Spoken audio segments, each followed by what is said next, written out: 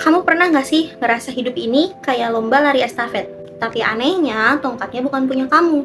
Kita sering sibuk ngejar sesuatu yang sebenarnya bukan target kita, tapi targetnya orang lain. Kayak ada invisible rule gitu di tengah masyarakat. Umur segini harus punya kerjaan begini. Umur segitu harus sudah nikah. Umur sekian harus sudah punya anak. Rumah, mobil, yalah. Hidup kok kayak checklist KUA campur leasing mobil sih. Aku lagi baca buku ketika aku tidak tahu apa yang aku inginkan, karya John Sungwan. Bener nggak ya aku sebut namanya? Baru nyampe halaman 7 aja, udah ketemu kalimat tusuk banget. Kalau kita berpacu sama target orang lain, apalagi ngebut kayak mereka, hati kita bakal kosong. Aku mikir, iya juga ya, kayak tren Dalgona Coffee dulu. Semua orang bikin, kamu ikut bikin. Atau Roblox, semua orang mainin, padahal kamu tuh juga bukan orang yang suka main game. Alhasil kamu jadi gak nikmatin karena itu tuh bukan kamu banget. Sama kayak hidup kalau ngejar target orang lain, ya jadi kerasa hampa aja gitu.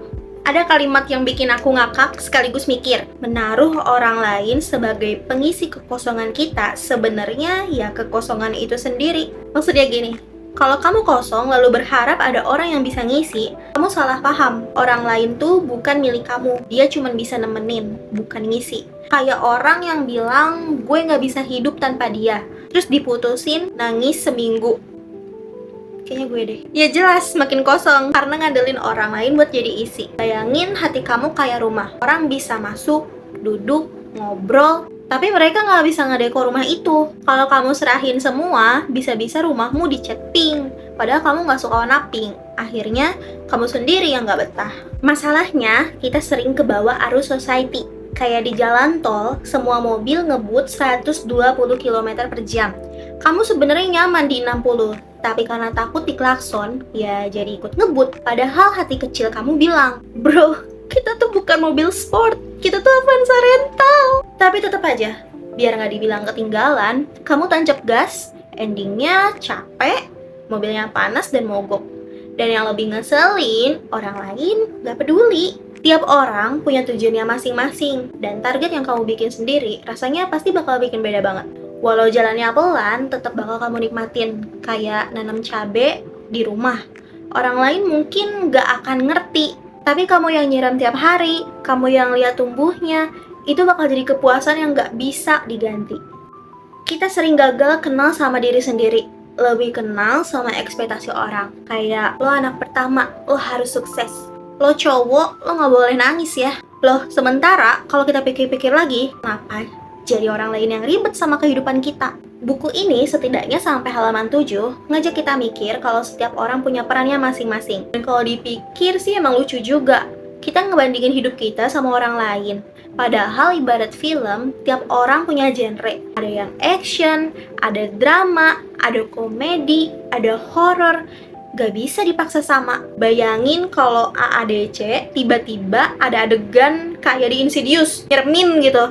Ya kan gak nyambung. Kalau hidup melambat, jangan buru-buru insecure. Bisa jadi memang skenario hidupmu bukan buat jadi F1. Ini juga bakal nyambung banget sama validasi. Kita sering banget butuh validasi biar ngerasa oke. Kayak upload foto di Instagram. Kalau nggak ada yang like, langsung mikir, aduh, gue jelek kali ya. Padahal muka kamu tuh nggak berubah. Tetap gitu-gitu aja.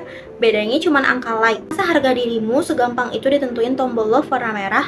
Buku ini bilang kesedihan itu wajar.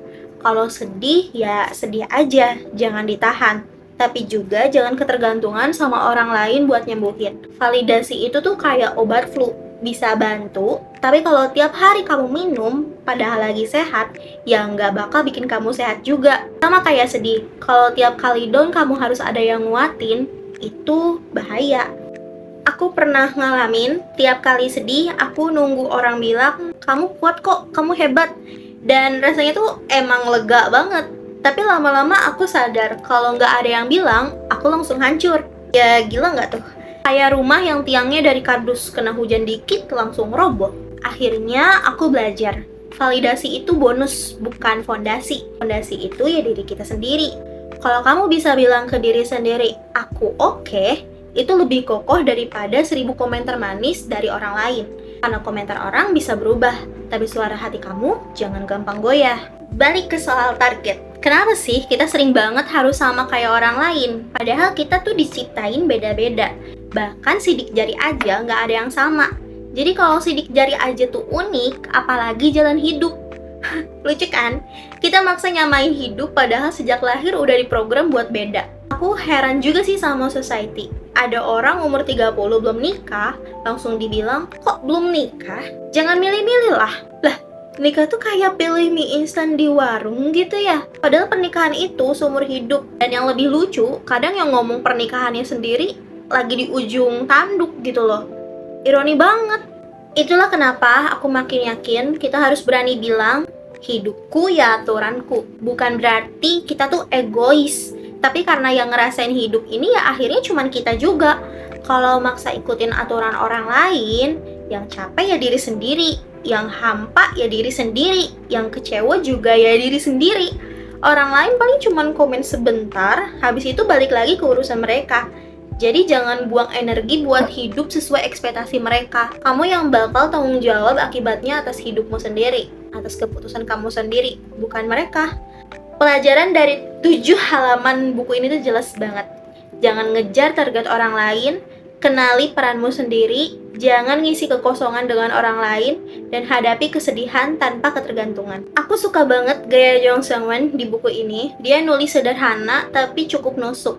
Dan menurutku cocok banget buat era sekarang. Karena di dunia digital ini, kita gampang banget kebawa arus.